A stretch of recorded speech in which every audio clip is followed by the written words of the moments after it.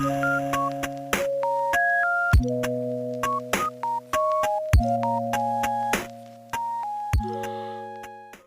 Every one, welcome to new video. ഇന്നത്തെ video ഓൺലൈനായിട്ട് നീറ്റിട്ട് പ്രിപ്പയർ ചെയ്യുന്ന സ്റ്റുഡൻസിന് വേണ്ടിയിട്ടുള്ള ഒരു വീഡിയോ ആണ്. അപ്പോൾ ഫസ്റ്റ് തന്നെ ഞാൻ നിങ്ങളോട് സോറി പറയുകയാണ്. കാരണം നിങ്ങൾ കുറേ കാലമായിട്ട് റിക്വസ്റ്റ് ചെയ്യുന്നൊരു വീഡിയോ ആണിത്. പക്ഷേ അത് ഇങ്ങനെ പല കാരണങ്ങൾ കൊണ്ട് ലാഗായി ഇങ്ങനെ പോയി. ഇപ്പോഴാണ് അത് ചെയ്യാൻ പറ്റിയത്. അപ്പോൾ നിങ്ങളുടെ കൺസേൺസും നിങ്ങൾ ആവശ്യപ്പെട്ടിട്ടുള്ള എല്ലാ ക്വസ്റ്റ്യൻസും ഇൻക്ലൂഡ് ചെയ്തിട്ടുള്ളൊരു വീഡിയോ ആണ്. അപ്പം സ്കിപ്പ് ചെയ്യാതെ വീഡിയോ അവസാനം വരെ കാണാം. ഫസ്റ്റ് തന്നെ നമുക്ക് ഈ ഒരു കമൻറ്റിന് ആൻസർ പറഞ്ഞുകൊണ്ട് വീഡിയോ സ്റ്റാർട്ട് ചെയ്യാം. അപ്പോൾ മെജോറിറ്റി ഓൺലൈൻ റിപ്പീറ്റേഴ്സും ഫേസ് ചെയ്യുന്ന ഒരു ഇഷ്യൂ ആണിത്. അപ്പോൾ നിങ്ങൾക്ക് ഡെയിലി 3-4 ക്ലാസ് ഉണ്ടാവും. അപ്പോൾ ക്ലാസ്സൊക്കെ കണ്ട് അതിൻ്റെ ലെക്ചർ നോട്ടൊക്കെ എഴുതി വെച്ച് ചിലർ ക്ലാസ്സിൻ്റെ കൂടെ തന്നെ എഴുതി പോകും. അല്ലാതെ അതിൻ്റെ കൂടെ എഴുതാൻ പറ്റുന്നില്ല, അത് ഫോളോ ആക്കാൻ പറ്റാത്തവരുണ്ടെയും. പിന്നീട് ക്ലാസ്സൊക്കെ കഴിഞ്ഞിട്ട് അതിൻ്റെ റെക്കോർഡ് നോക്കിയിട്ട് അതിൻ്റെ സ്ലൈഡൊക്കെ നോക്കിയിട്ട് ലെക്ചർ നോട്ട് വൃത്തിയാക്കി എഴുതി കളറൊക്കെ ഉപയോഗിച്ച് റെഡി ആക്കി അവിടെ വെക്കും. അതിനുശേഷം നൈറ്റിൽ സ്റ്റഡി ടൈമിൽ എന്താ ചെയ്യുക, ഈ ലെക്ചർ നോട്ട് ഇരുന്ന് വായിച്ച് പഠിക്കുക. എന്നിട്ട് അതെല്ലാം കഴിഞ്ഞ് വരുന്ന കുറച്ച് ടൈമാണ് MCQ ചെയ്യാൻ വേണ്ടിയിട്ട് മാറ്റി വെക്കുന്നത്. അപ്പോൾ അതുകൊണ്ട് തന്നെ അന്നെടുത്ത ഡെയിലി ടോപ്പിക്കുകളുടെ ഫിസിക്സിലായാലും കെമിസ്ട്രിയിലും അന്നത്തെ കംപ്ലീറ്റ് ടോപ്പിക്കിൻ്റെ ക്വസ്റ്റ്യൻസ് ഒന്നും ചെയ്യാൻ പറ്റുമോ? ഇല്ല. അങ്ങനെ ഡെയിലി MCQs ചെയ്യുന്നത് പെൻഡിങ് ആയിരിക്കും. വേറെ റിവിഷൻ കൊണ്ടുപോകുന്നുണ്ടോ? അതും ഇല്ല. അപ്പോൾ ഈ ഒരു റൂട്ടീനിലാണ് നിങ്ങൾ ഫോളോ ചെയ്യുന്നതെങ്കിൽ നിങ്ങൾ പോയിക്കൊണ്ടിരിക്കുന്ന തെറ്റായ വഴിയിലൂടെയാണ്. നിങ്ങൾ ഹാർഡ് വർക്ക് ചെയ്യുന്നുണ്ടാവും, 10, 12, 14 മണിക്കൂർ ഇരുന്ന് പഠിക്കുന്നുണ്ടാവും. പക്ഷെ അതുകൊണ്ട് യാതൊരു യൂസും ഇല്ല. കാരണം നിങ്ങൾ ബോർഡ് എക്സാം സ്റ്റുഡൻസ് അല്ല, നീറ്റ് ആസ്പിറൻസ് ആണ്. ബോർഡ് എക്സാമിന് പോലെ ഡിസ്ക്രിപ്റ്റീവ് മോഡലിൽ തിയറി ഒക്കെ ബൈ ഹാർട്ട് ആക്കിയിരുന്ന് പഠിക്കുകയല്ല ഇവിടെ വേണ്ടത്. നോട്ടൊക്കെ വൃത്തിയാക്കി എഴുതി വെച്ച് നമുക്ക് എവിടെയും സബ്മിറ്റ് ചെയ്യാനോ CE മാർക്ക് നീറ്റിൽ ആഡ് ചെയ്യാനോ ഇല്ല. അത് ജസ്റ്റ് ഒന്ന് എഴുതി വെക്കാം. നമുക്ക് ഇനി ആകെ 7-8 മാസമല്ലേ ഉള്ളൂ. അപ്പോൾ അതിൻ്റെ ഇടയിൽ നമുക്ക് എന്തെങ്കിലും ഡൗട്ട് വരുന്ന ടൈമിലോ അല്ലെങ്കിൽ കോൺസെപ്റ്റിൽ എന്തെങ്കിലും ക്ലാരിറ്റി കുറവ് വരുന്ന ടൈമിലോ റെഫർ ചെയ്യാൻ വേണ്ടിയിട്ട് മാത്രമുള്ള ഒരു കാര്യമാണ് ഈ ലെക്ചർ നോട്ട്. അത്രയും ഇമ്പോർട്ടൻസ് മാത്രമേ അതിന് കൊടുക്കാൻ പാടുള്ളൂ. അപ്പോൾ നിങ്ങൾ ശരിക്കും ചെയ്യേണ്ടത് എന്താ, ഇപ്പോൾ 3 ക്ലാസ് ആയിക്കോട്ടെ 4 ക്ലാസ് ആയിക്കോട്ടെ, നിങ്ങൾ ചേർന്ന ബാച്ചിനനുസരിച്ചായിരിക്കും. നീറ്റ് കഴിഞ്ഞ ഉടനെ മെയ് തന്നെ സ്റ്റാർട്ട് ചെയ്ത ബാച്ച് ആണെങ്കിൽ നിങ്ങൾക്ക് ചിലപ്പോൾ ഇപ്പോൾ 2-3 ക്ലാസ് ഒക്കെ ഉണ്ടാവുള്ളൂ. അതല്ല, ഇപ്പോൾ കഴിഞ്ഞ ഓഗസ്റ്റിലോ ജൂലൈയിലൊക്കെ ചേർന്നാണെങ്കിൽ നിങ്ങൾക്ക് കുറച്ച് ടൈറ്റ് ആയിട്ടുള്ള ഷെഡ്യൂളായിരിക്കും പോകുന്നത്. 4-5 ക്ലാസ് ഒക്കെ ഡെയിലി ഉണ്ടാവും. അപ്പോൾ എത്ര ക്ലാസ് ആണെങ്കിലും ശരി, 2 മണിക്കൂറിൻ്റെ ആ ക്ലാസ് 2 മണിക്കൂർ കഴിയുമ്പോൾ തന്നെ നിങ്ങൾ അതിൻ്റെ ലെക്ചർ നോട്ട് എഴുതി തീർന്നിരിക്കണം. അതിൻ്റെ കോൺസെപ്റ്റും പഠിച്ചു കഴിഞ്ഞിരിക്കണം. അത് ജസ്റ്റ് ഒരു കടമ തീർക്കുന്നത് പോലെ ക്ലാസ് അങ്ങനെ കണ്ട് അതിൻ്റെ നോട്ട് അങ്ങനെ എഴുതി പോകുകയല്ല വേണ്ടത്. ക്ലാസ്സിൽ തന്നെ ഞാൻ കുറേ തവണ പറഞ്ഞിട്ടുള്ള കാര്യമാണിത്. ക്ലാസ്സിൽ തന്നെ നമ്മൾ ആക്റ്റീവായിട്ട് ടീച്ചേഴ്സ് പറഞ്ഞു തരുന്ന ഓരോ കാര്യങ്ങളും ഓരോ കോൺസെപ്റ്റും വൃത്തിയായിട്ട് മനസ്സിലാക്കി ഡൗട്ട് ഉള്ളത് അപ്പം തന്നെ ക്ലിയർ ചെയ്ത് അത് മനസ്സിലാക്കിക്കൊണ്ട് വേണം ലെക്ചർ നോട്ട് എഴുതാൻ വേണ്ടിയിട്ട്. എന്നിട്ട് 2 മണിക്കൂർ ഒരു ക്ലാസ് മാക്സിമം പോയ ഒരു 2-2:45 അത്രയും പോകാൻ പാടുള്ളൂ. അതിൻ്റെ മേലോട്ട് പോകാൻ പാടില്ല. അങ്ങനെ 4 ക്ലാസ് വന്ന് കഴിയുമ്പോൾ തന്നെ ഫിസിക്സിലും കെമിസ്ട്രിയിലും, ബയോളജിയിൽ പിന്നെ നിങ്ങൾ ലെക്ചർ നോട്ട് എഴുതേണ്ട ആവശ്യമില്ല. ഫിസിക്സും കെമിസ്ട്രിയും നോട്ട് എഴുതി വെക്കുക. അതന്നെ എങ്ങനെ എഴുതേണ്ടത്, ഇപ്പം ഫിസിക്സിലും കെമിസ്ട്രിയിലും ഒരു ചാപ്റ്ററിൽ ഒരു ടോപ്പിക് ടീച്ചേഴ്സ് പഠിപ്പിച്ചു തന്നു. അപ്പോൾ ടോപ്പിക്കിൻ്റെ ഹെഡിങ് എഴുതുക. എന്നിട്ട് ആ ടോപ്പിക്കിനെ പറ്റിയിട്ട് അവർ പറഞ്ഞു തരുന്ന കാര്യങ്ങൾ കൃത്യമായിട്ട് മനസ്സിലാക്കുക. അത് മനസ്സിലാക്കിയതിന് ശേഷം നമ്മുടേതായ ഒരു ലാംഗ്വേജിൽ നമുക്ക് വായിച്ചാൽ മനസ്സിലാകുന്ന രീതിയിൽ വേണം എഴുതി വെക്കാൻ. അല്ലാതെ അതുപോലുള്ള കടുക്കട്ടി വാക്കുകളൊക്കെ കൂട്ടി ഒരു എന്താ പറയുക, സിസ്റ്റമാറ്റിക് ആയിട്ട് നോട്ട് ചെയ്താൽ വേണ്ടി നിൽക്കരുത്.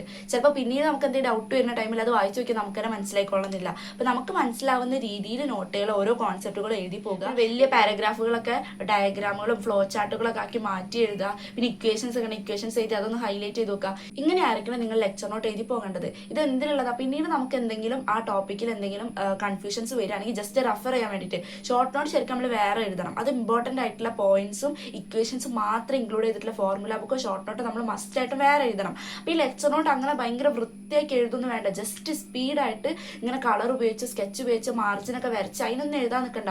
ഒരു റഫായിട്ട് എഴുതിയാൽ പോയാൽ മതി. പറയുന്ന കോൺസെപ്റ്റ് കേൾക്കുക, അതിനുശേഷം അത് ജസ്റ്റ് വേഗം എഴുതി പോകുക. ഈ 2 മണിക്കൂർ ക്ലാസ് ആയിട്ട് തീരുമ്പോൾ തന്നെ എഴുതി തീരണം. തന്നെ നമ്മൾ അത്രയും ഫാസ്റ്റായിട്ട് വേഗം എഴുതി പോകണ്ടേ. അപ്പോൾ ആ ഒരു രീതിയിൽ നിങ്ങൾ ലെക്ചർ നോട്ട് എഴുതിയിട്ട് വെക്കുക. അതിനുശേഷം ക്ലാസ് ഒക്കെ കഴിഞ്ഞു 3-4 ക്ലാസ് ഉണ്ടാവും. അത് കഴിഞ്ഞതിന് ശേഷം നമ്മൾ സ്റ്റഡി ടൈമിൽ ഒരു 1/2 മണിക്കൂർ കൊണ്ടാണ് ഈ ലെക്ചർ നോട്ട് വായിച്ച് വെക്കേണ്ടത്. 2 മണിക്കൂറിൻ്റെ ക്ലാസ്സിൽ എഴുതിയ ലെക്ചർ നോട്ട് ജസ്റ്റ് 1/2 മണിക്കൂർ കൊണ്ട് നമ്മൾ റിവൈസ് ചെയ്ത് തീർക്കണം. അതാണ് ഞാൻ പറഞ്ഞത്, ക്ലാസ്സിൽ തന്നെ നല്ല വൃത്തിക്ക് കോൺസെപ്റ്റ് മനസ്സിലാക്കിയിട്ട് എഴുതണമെങ്കിൽ നമുക്ക് പെട്ടെന്ന് അത് വായിച്ച് തീർക്കാൻ പറ്റും. ജസ്റ്റ് പാസീവായിട്ട് കടമ തീർക്കുന്നത് പോലെ നോട്ട് എഴുതി കഴിഞ്ഞാൽ പിന്നീട് നമ്മൾ സ്റ്റഡി ടൈമിൽ ഇത് വായിക്കുമ്പോൾ നമുക്ക് തന്നെ മനസ്സിലാവില്ല. അപ്പോൾ കുറേ നേരം ഇരുന്ന് വായിച്ച് മനസ്സിലാക്കി പഠിച്ചു വരുമ്പോൾ കുറേ ടൈം എടുക്കും. അപ്പോൾ ജസ്റ്റ് നമ്മൾ മനസ്സിലാക്കിയിട്ട് എഴുതി കഴിഞ്ഞാൽ ഉള്ളൊരു ബെനിഫിറ്റ് എന്താ, വേഗം വായിച്ചിട്ട് ഇത് ഒരു ടോപ്പിക്ക് ഹെഡിങ് വായിക്കുക, ഇതൊക്കെയാണ് ഇവിടെ പറയുന്നത്, അങ്ങനെ ജസ്റ്റ് ഇങ്ങനെ മനസ്സിലാക്കി ഇങ്ങനെ ഇതൊക്കെ തന്നെയല്ലേ, അതൊന്ന് പോകുന്നത് നല്ലതായിരിക്കും. ഇനി ചിലവർ ക്ലാസ് കണ്ട് ലെക്ചർ നോട്ട് എഴുതി നേരെ MCQ ചെയ്യാൻ വേണ്ടിയിട്ട് നിൽക്കും. അപ്പോൾ നിങ്ങൾക്ക് അത്രയും ടൈം സേവ് ചെയ്യാൻ പറ്റും. പക്ഷേ അതിനെക്കാളും കുറച്ചുകൂടെ നല്ലത് ജസ്റ്റ് ആ ലെക്ചർ നോട്ടോട് ഒന്ന് കടന്നു പോയിട്ട് MCQ ചെയ്യാനിരിക്കുന്നതാണ്. കാരണം നമ്മൾ ആ ക്ലാസ് കണ്ട് നമ്മളൊക്കെ മനസ്സിലാക്കിയിട്ടുണ്ടാവും. പക്ഷെ ക്ലാസ് കഴിയുമ്പോൾ തന്നെ കുറച്ച് കാര്യങ്ങൾ നമ്മളെ മെമ്മറിയിൽ നിന്ന് പോയിട്ടുണ്ടാവും. അപ്പോൾ അത് ആ ക്ലാസ് കഴിഞ്ഞ ഉടനെ തന്നെ അല്ലെങ്കിൽ നൈറ്റിൽ ആ ലെക്ചർ നോട്ടിലൂടെ ഒന്ന് കടന്നു പോയി കഴിഞ്ഞാൽ ആ ടോപ്പിക്കുകൾ വന്ന് പഠിപ്പിച്ച കോൺസെപ്റ്റുകളൊക്കെ നമ്മളെ മൈൻഡിൽ ഒന്നും കൂടെ നിൽക്കും. ഇനി ലെക്ചർ നോട്ട് ജസ്റ്റ് വായിച്ചതിന് ശേഷം അന്ന് തന്നെ നിങ്ങൾ നിർബന്ധമായിട്ടും അന്ന് പഠിപ്പിച്ച ഫിസിക്സിലെയും കെമിസ്ട്രിയും, ഇപ്പോൾ 2 മണിക്കൂറിൻ്റെ ക്ലാസ്സിലെ ഫിസിക്സും കെമിസ്ട്രി ഉണ്ടാവുള്ളൂ. അപ്പോൾ അന്ന് അവർ കുറച്ച് ടോപ്പിക് ആയിരിക്കും കവർ ചെയ്യുന്നുണ്ടാവുക.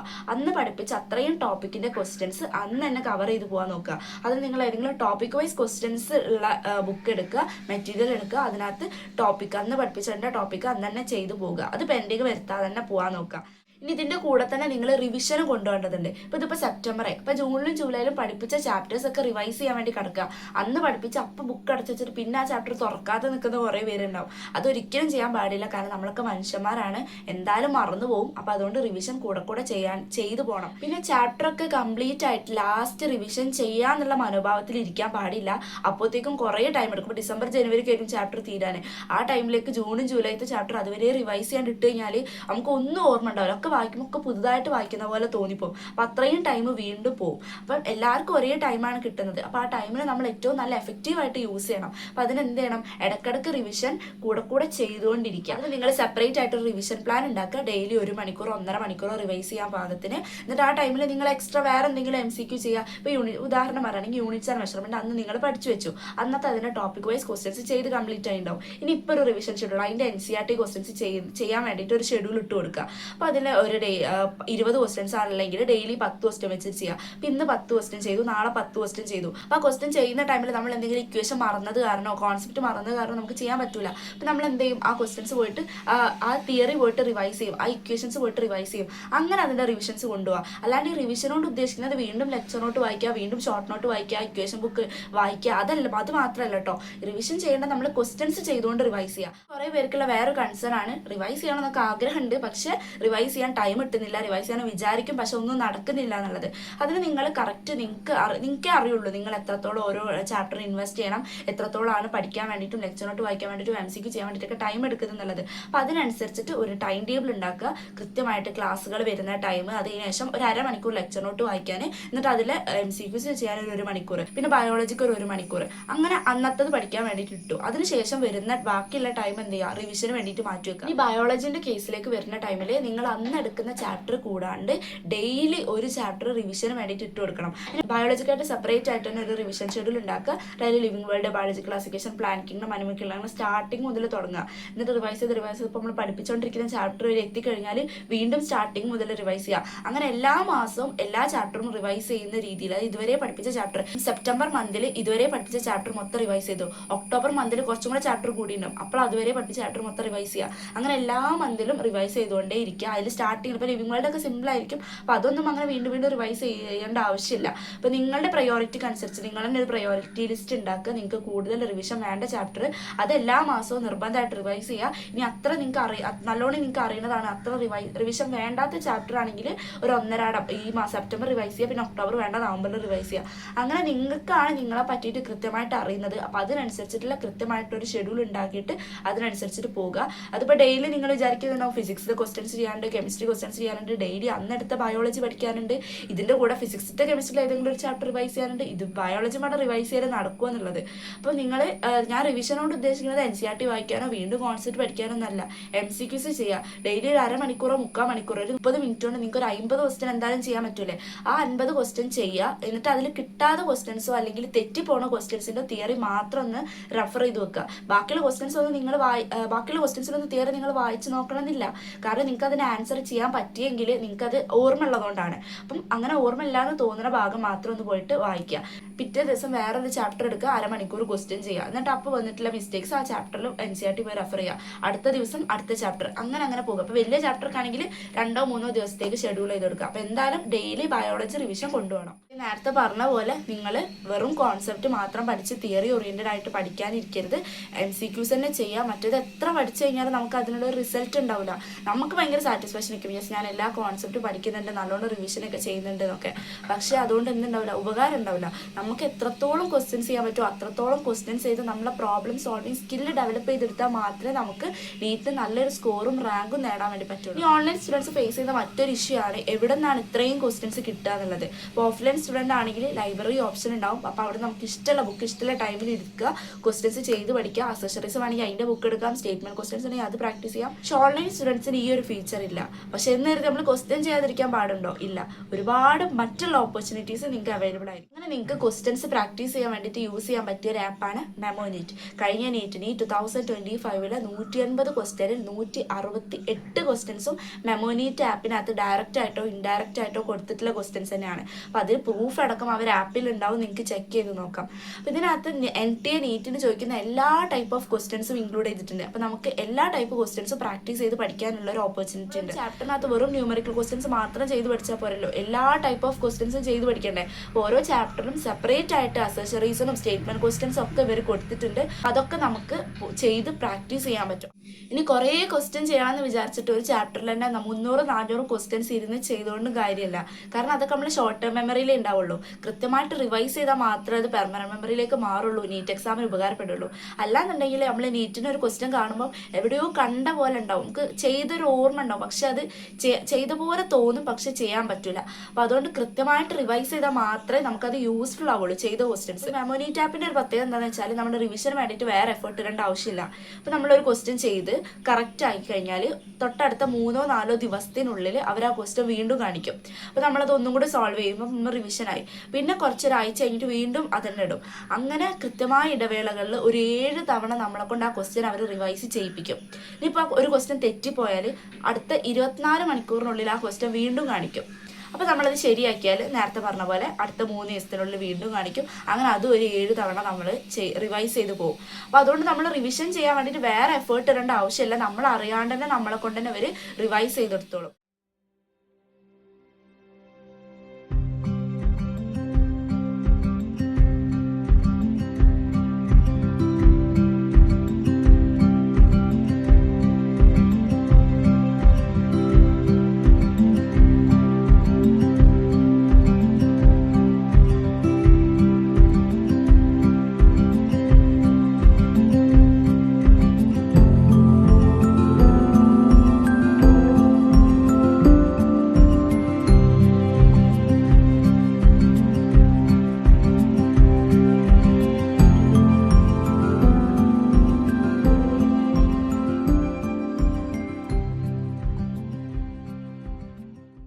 നിങ്ങൾക്ക് ഓവറോൾ എങ്ങനെയൊക്കെയാണ് പഠിക്കേണ്ടതെന്ന് കൃത്യമായിട്ടൊരു ധാരണ ഉണ്ടായിട്ടുണ്ടാവുമെന്ന് വിചാരിക്കുന്നു. ഡിസംബർ ജനുവരി ആകുമ്പോഴത്തേക്കും ചാപ്റ്റർ തീരും. അപ്പോൾ ആ ചാപ്റ്റർ തീരുന്നതിന് മുൻപായിട്ട് നിങ്ങൾ അന്നന്ന് എടുക്കുന്ന കോൺസെപ്റ്റ് വൃത്തിയായിട്ട് പഠിക്കുക. ക്ലാസ് കണ്ടു കഴിഞ്ഞ ഉടനെ അരമണിക്കൂർ കൊണ്ട് ലെക്ചറിലോട്ട് വായിക്കുക. അന്നെടുത്ത ടോപ്പിക്കിൻ്റെ ക്വസ്റ്റ്യൻസ് MCQ ക്വസ്റ്റ്യൻസ് അന്ന് തന്നെ ചെയ്ത് തീർക്കുക. ചിലപ്പോൾ NCERT ക്വസ്റ്റ്യൻസ് അന്ന് തന്നെ ചെയ്യാൻ പറ്റിയെന്ന് വരില്ല. അതിന് നമ്മൾ വേറെ ഷെഡ്യൂൾ ഇട്ട് കൊടുത്തിട്ട് NCERT കവർ ചെയ്യാൻ പറ്റണത്ര കവർ ചെയ്യാൻ വേണ്ടി നോക്കുക. ഇതിനിടയ്ക്ക് എക്സാംസ് വരും. അപ്പോൾ എക്സാംസിന് വേണ്ടിയിട്ട് ഒരാഴ്ച 2 ആഴ്ച മുൻപ് തന്നെ റിവിഷൻ ചെയ്ത് തുടങ്ങുക. തൊട്ട് തലേന്ന് എല്ലാം കൂടി ഇരുന്ന് പഠിക്കുന്ന ഒരു രീതിയിലേക്ക് മാറരുത്. എക്സാം എഴുതുന്നതിനെക്കാട്ടുള്ള ഇമ്പോർട്ടൻസ് ആണ് പോസ്റ്റ് എക്സാം അനാലിസിസ്. എന്തുകൊണ്ടാണ് ക്വസ്റ്റ്യൻസ് കിട്ടാതെ വരുന്നത്, എന്തുകൊണ്ട് തെറ്റി, കെയർലെസ് മിസ്റ്റേക്സ് ഉണ്ടെങ്കിൽ അതിനെ മാറ്റി എഴുതുക, അത് അടുത്ത എക്സാമിൽ തിരുത്താൻ വേണ്ടി ശ്രമിക്കുക.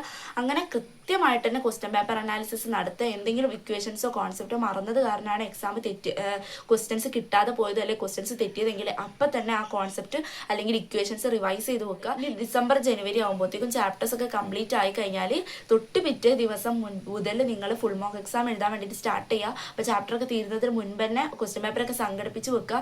ഓഫ്ലൈനായിട്ട് എഴുതുന്നതാണ് ഏറ്റവും നല്ലത്. ഇപ്പോൾ ക്വസ്റ്റ്യൻ പേപ്പറും OMR സീരീസ് ഒക്കെ അടങ്ങിയിട്ടുള്ള ബണ്ടിൽ നമുക്ക് പർച്ചേസ് ചെയ്യാൻ പറ്റും. അഫോർഡബിൾ ആയിട്ടുള്ള പ്രൈസിലുള്ളത് പർച്ചേസ് ചെയ്ത് വെക്കുക. ചാപ്റ്റർ തീർന്ന് തൊട്ട് പിറ്റേ ദിവസം മുതൽ ഫുൾ മോക്ക് എക്സാം എഴുതണം. അതൊന്നെങ്കിൽ ഡെയിലി എഴുതാൻ പറ്റുകയാണെങ്കിൽ ഡെയിലി അത്യാവശ്യം കോൺസെപ്റ്റ് ഒക്കെ പഠിച്ച് ക്വസ്റ്റ്യൻസ് ഒക്കെ സോൾവ് ചെയ്ത ആളാണെങ്കിൽ ഡെയിലി എക്സാം എഴുതി പോകുക. അല്ലെങ്കിൽ ആഴ്ചയിൽ ഒരു 3 തവണ മിനിമം 3 തവണയെങ്കിലും എക്സാം എഴുതുക. എക്സാമിൻ്റെ അനാലിസിസ് ഉച്ചയ്ക്ക് ശേഷം കംപ്ലീറ്റ് എക്സാമിന് വേണ്ടിയിട്ട് മാറ്റിവെക്കുക. 3 മണിക്കൂർ എക്സാം, അതിനുശേഷം നൈറ്റ് കടക്കുന്നത് വരെ ആ എക്സാമിൻ്റെ അനാലിസിസ്. അതിൻ്റെ കൂടെ തന്നെ നിങ്ങൾ ഇതുവരെ പഠിച്ചു വന്നതിൽ എന്തെങ്കിലും പെൻഡിങ് ഉണ്ടെങ്കിൽ പെൻഡിങ് തീർക്കാം. എക്സ്ട്രാ ക്വസ്റ്റ്യൻസ് ചെയ്യണം എന്നുള്ള ചാപ്റ്റേഴ്സിൽ എക്സ്ട്രാ ക്വസ്റ്റ്യൻസ് ചെയ്തു പോകുക. NCERT ക്വസ്റ്റ്യൻ ചെയ്തിട്ടില്ലെങ്കിൽ NCERT ക്വസ്റ്റ്യൻ ഒക്കെ ചെയ്യും. ജനുവരി, ഫെബ്രുവരി, മാർച്ച് ഈ 3 മാസം നിങ്ങൾ കൊണ്ടുപോകേണ്ടത് ഫുൾ മോക്ക് എക്സാം എഴുതണം. NCERT ക്വസ്റ്റ്യൻസ് കവർ ചെയ്യാത്തതുണ്ടെങ്കിൽ NCERT ക്വസ്റ്റ്യൻസ് കംപ്ലീറ്റ് ആയിട്ട് ചെയ്തിരിക്കണം ചെയ്യാത്ത ചാപ്റ്ററിൽ. പിന്നെ ഈ മോക്ക് എക്സാം എഴുതുന്ന ടൈമിലാണ് നമുക്ക് മനസ്സിലാവുക ഈ കോൺസെപ്റ്റ് എനിക്ക് കുറച്ചും കൂടെ ക്ലിയർ ആവാനുണ്ട്, അല്ലെങ്കിൽ ഈ ടോപ്പിക്കിൽ എനിക്ക് കുറച്ചും കൂടെ ക്വസ്റ്റ്യൻസ് ചെയ്യേണ്ടതുണ്ട്. അപ്പം അങ്ങനെ എന്തെങ്കിലുമുള്ള കോൺസെപ്റ്റോ ക്വസ്റ്റ്യൻസോ ഒക്കെ ഉണ്ടെങ്കിൽ അതൊക്കെ കവർ ചെയ്ത് വെക്കുക. മാർച്ച് എൻഡ് ആകുമ്പോഴത്തേക്കും കംപ്ലീറ്റ് എല്ലാ പരിപാടിയും നമ്മൾ തീർന്നിരിക്കണം. എല്ലാ ചാപ്റ്ററും പഠിച്ചിരിക്കണം, എല്ലാ ക്വസ്റ്റ്യൻസും കംപ്ലീറ്റ് ചെയ്ത് എല്ലാം റിവൈസ് ചെയ്ത് തീർക്കണം. ഏപ്രിൽ മാസത്തിൽ എല്ലാം ഒന്നും കൂടെ റിവിഷനാണ്. എല്ലാ ഷോർട്ട് നോട്ട് ഒന്നും കൂടി റിവൈസ് ചെയ്യുക. NCERT ക്വസ്റ്റ്യൻസ് സ്റ്റാർ മാർക്ക് ഇട്ട് വെച്ചൊക്കെ കംപ്ലീറ്റ്ലി റിവൈസ് ചെയ്യുക. ഈ MCQs ഒക്കെ സ്റ്റാർ മാർക്ക് ഇട്ട് വെച്ചാൽ നമ്മൾ മാർക്ക് ചെയ്ത ക്വസ്റ്റ്യൻസ് ഒക്കെ ഉണ്ടാവില്ല, വീണ്ടും റിവൈസ് ചെയ്യാൻ വേണ്ടിയിട്ട് അതൊക്കെ ഒന്നും കൂടെ റിവൈസ് ചെയ്തെടുക്കുക. അപ്പോൾ ഇങ്ങനെയാണ് നിങ്ങളുടെ ഈ ഒരു ജേണി നിങ്ങൾ മുന്നോട്ട് കൊണ്ടുപോകേണ്ടത്. ഞാൻ ജസ്റ്റ് ഒരു ഔട്ട്ലൈൻ പറഞ്ഞതാണ്, നിങ്ങൾക്ക് പറ്റുന്ന പോലെ നിങ്ങൾ അതൊക്കെ പഠിച്ചു പോകുക.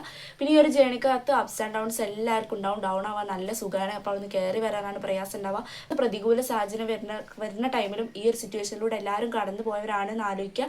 ഞാനിത് എങ്ങനെയെങ്കിലും ഓവർകം ചെയ്താൽ മാത്രമേ എനിക്ക് എൻ്റെ ഡ്രീമിലെത്താൻ പറ്റുള്ളൂ എന്നുള്ള കാര്യം എപ്പോഴും മൈൻഡിൽ ഉണ്ടായിരിക്കുക. നമ്മൾ ഒരിക്കലും പുറത്തുനിന്ന് മോട്ടിവേഷൻ തേടി പോകരുത്. നിങ്ങൾക്ക് കൃത്യമായിട്ട് ഡോക്ടർ ആവണോ, MBBS നേടണം എന്നുള്ളൊരു പാഷൻ ഉണ്ടെങ്കിൽ അത് വെച്ചിട്ട് നമുക്ക് എപ്പോഴും സെൽഫ് കോൺഫിഡൻസ് ഉണ്ടായിരിക്കണം, സെൽഫ് മോട്ടിവേറ്റഡ് ആയിരിക്കണം. അത് വെച്ചിട്ട് വേണം പഠിക്കാൻ വേണ്ടിയിട്ട്. അപ്പോൾ എപ്പോഴും ഡൗൺ ആവുന്ന ടൈമിലും സ്വന്തമായിട്ട് തന്നെ കയറി വരാൻ വേണ്ടി നോക്കുക. ഇനി ഇപ്പോഴും കൃത്യമായിട്ട് പ്ലാൻ ഒന്നും ഉണ്ടാക്കാൻ കഴിയാതെ ഒരു ട്രാക്കിലേക്ക് കയറാതെ നിൽക്കുന്നവരാണെങ്കിൽ ഞാൻ മെൻറ്റർഷിപ്പ് പ്രോഗ്രാം സ്റ്റാർട്ട് ചെയ്തിട്ടുണ്ട്. അപ്പോൾ നിങ്ങൾക്ക് അതിൽ ജോയിൻ ചെയ്യാം. അതിന് കൂടുതൽ ഡീറ്റെയിൽസ് നമ്മുടെ വാട്സപ്പ് ചാനലിൽ കൊടുത്തിട്ടുണ്ട്.